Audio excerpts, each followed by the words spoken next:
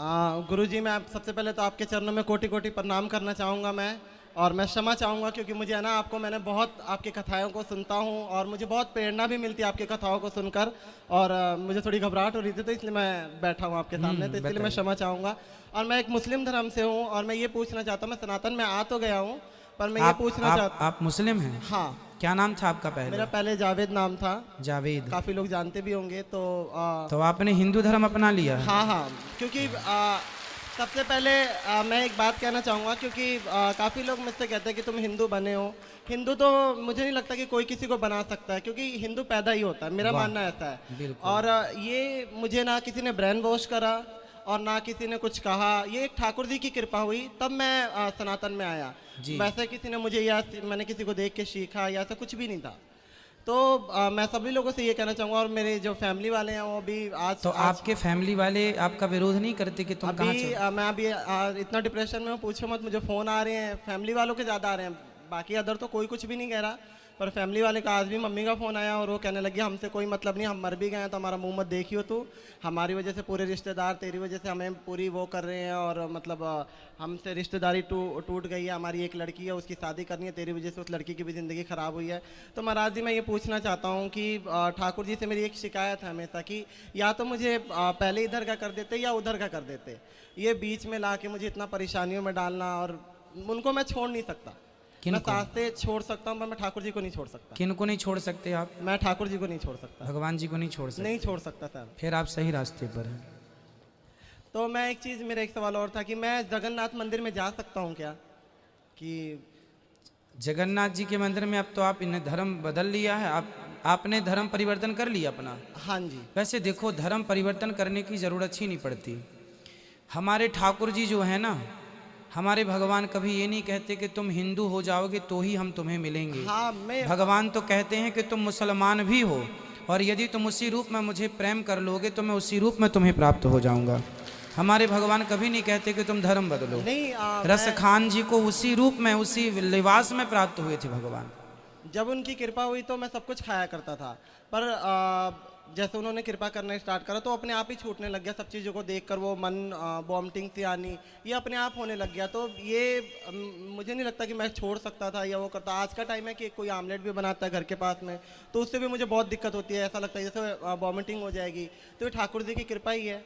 पर अपनी माँ का दिल भी ना दुखाओ। आप अपनी माँ से बात करो कि माँ, मैं कोई गलत रास्ते पर तो हूँ नहीं, मैं किसी की हत्या नहीं कर रहा हूँ, मैं चोरी नहीं कर रहा हूँ। मैंने समझाया, पर आपको पता है कि वो समाज को लेके चलना है उन्हें।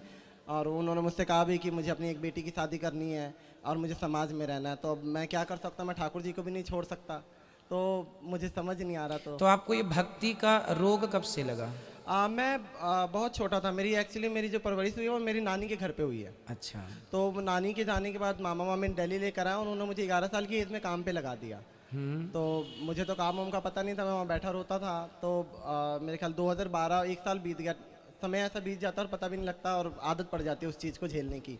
तो वहाँ पे एक पन्नी आया करती थी, मतलब जैसे हम लोग ये आटा चावल वगैरह पैक करते हैं ना, तो वो पन्नी आया करती थी। तो उसमें कृष्णा पन्नी के नाम से आया करती थी, और उसमें छोटी सी कृष्ण जी की छवि छपी हुई थी। उन्होंने हाथ में मुरली ले रखी। मुझे पता नहीं था उस टाइम पे कृष्ण क्या है, और मुझे बिल्कुल भी इस चीज़ का अंदाज़ा नहीं था। तो मुझे बार बार ऐसा लगता ना कि कुछ टाइम बाद कि वो मुझे देख रहे हैं, वो कभी इशारे कर रहे हैं। तो मैं आंटी को बोलूँगा, आंटी ये देखना, ये जो फोटो बनी मेरे को देखता है और कभी कभी इशारे करता है। तो आंटी कह रही, तो मतलब उन आंटी को लगता था कि बच्चा है या वैसी पागलपंती वाली बात है, ऐसा कुछ भी नहीं होता। वो मुझे बार बार कहती। मैंने कहा आंटी आप जाओगे फिर ये ऐसे ही होगा। और कई बार मैं दोपहर की रोटी खाता था तो मुझे ऐसा लगता है जैसे मुझसे कह रहे हैं कि मुझे भी भूख लगी है, मेरे को भी दे। तो मैं आधी रोटी निकाल कर और सब्जी देता था, और भगवान जाने वो कहाँ जाता था मेरे को बिल्कुल नहीं पता। और फिर उसके बाद से इतना उनसे प्रेम हो गया कि मैं उस चिट को उखाड़ कर अपने साथ लेकर आया, डेली ले जाता ले आता। फिर उसके बाद से जो मेरे मामा मुमा थे उनसे वो लोग मुझे मारने पीटने लग गए कि तू ये क्या कर रहा है, ये है वो है, जो भी हो। और उसके बाद से फिर मैं 13 साल का जब हुआ था मैंने घर को छोड़ दिया, क्योंकि उस टाइम में पता ही नहीं लगता था। और मैं खुद कई बार सोचता हूँ तो भाई 13 साल की एज बहुत कम होती है, और मैंने कैसे वो करा, वो समय ठाकुर जी तो पता नहीं लगा। तो मुझे लगता है कि ठाकुर जी की कृपा है, और ये वहीं से हुई है। किसी ने ना मुझे सिखाया, ना मैं जिस फैमिली में काम करता था वहाँ भी ऐसे नहीं कह सकते कि वहाँ पे बहुत ज़्यादा भक्ति थी, वहाँ पे नॉर्मल भक्ति थी। तो ऐसा कुछ भी नहीं है।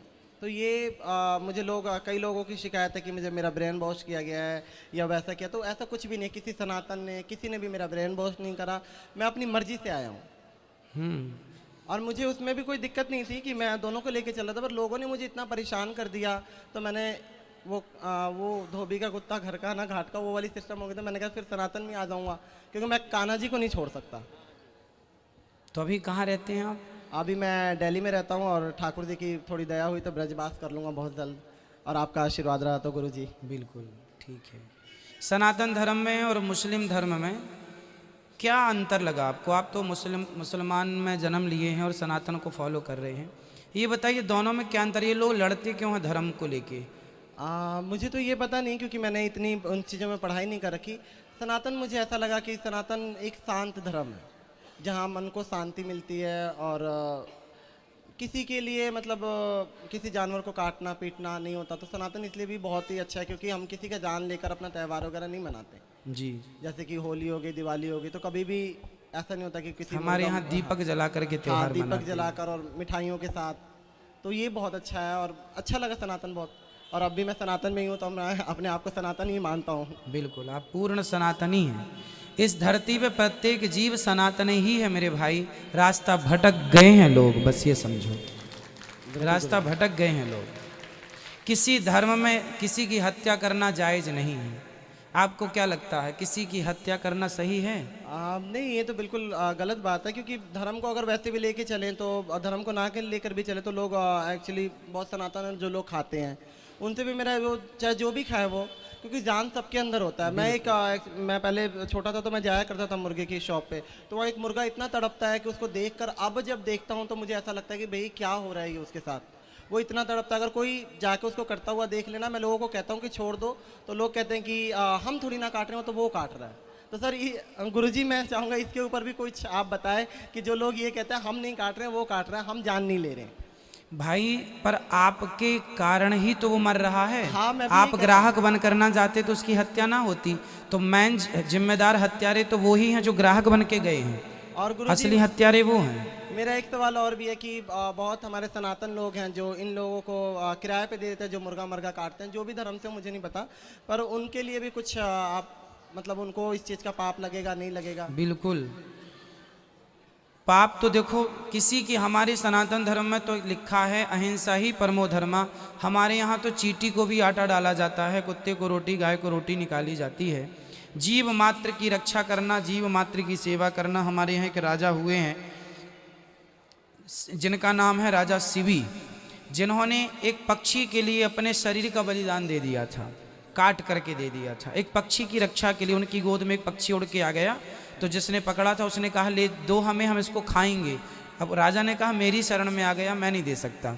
तो ये वो धर्म है सनातन धर्म, जहाँ एक पक्षी की रक्षा के लिए एक बहुत बड़ा राजा अपने आप का बलिदान देता है। अंत में भगवान प्रसन्न हो गए कि धन्य हो राजा, आपके अंदर जितनी दया है, इस दया से हम स्वयं बिक गए आपसे। और महाराज जी एक सवाल मेरा और भी है कि बहुत सारे डाउट है कि मैं संकीर्तन करता हूँ एक्चुअली। क्या करते हैं? मैं संकीर्तन ही करता हूँ। क्या गाते हैं आप? मैं कृष्ण संध्या। तो मैं ये पूछना चाहता हूँ कि जो भी मेरे से लोग कराते हैं, अब क्योंकि इस तरीके की बातें चल गई कि ये संकीर्तन करेगा तो हमें इसका पुण्य नहीं लगेगा, तो मैं ये पूछना चाहता हूँ कि अगर मेरे करने से किसी को पुण्य नहीं लगता तो भाई मैं नहीं करूँगा।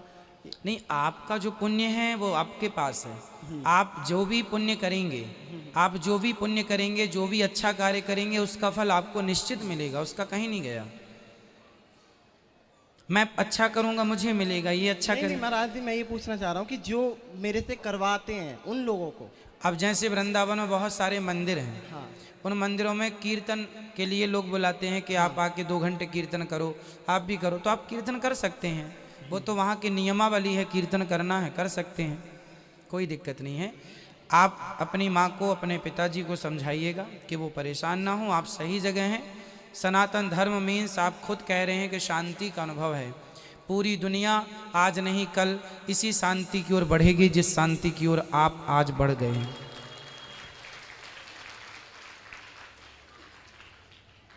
ठीक है, और कोई सवाल आपका? नहीं गुरुजी, मैं एक छोटा सा भजन आपके दरबार के लिए गाना चाहूँगा। हाँ हाँ गाइए। मुरारी में रहमत के सदके तुम्हारी, मुरारी मैं रहमत के सदके तुम्हारी, जो चरणों में ये सर झुकाना मिला है। बड़े भाग्यशाली है वो तेरे बंदे, जिन्हें आप सा आशियाना मिला है। महाराज जी, मैं कहना चाहूँगा कि जितने भी लोग हैं वो बड़े भाग्यशाली हैं जो इस कथा पंडाल में बैठे हैं, और हर सवाल का मुझे आज लगा कि कुछ जवाब मुझे मिला जो मैं खुद तलाश रहा था। तो इसके लिए मैं बहुत बहुत आपका धन्यवाद करना चाहूँगा। राधे राधे, जय श्री कृष्णा सभी को। खुश रहिए, भगवान आपको सदा सुखी और स्वस्थ रखे, प्रसन्न रहिए।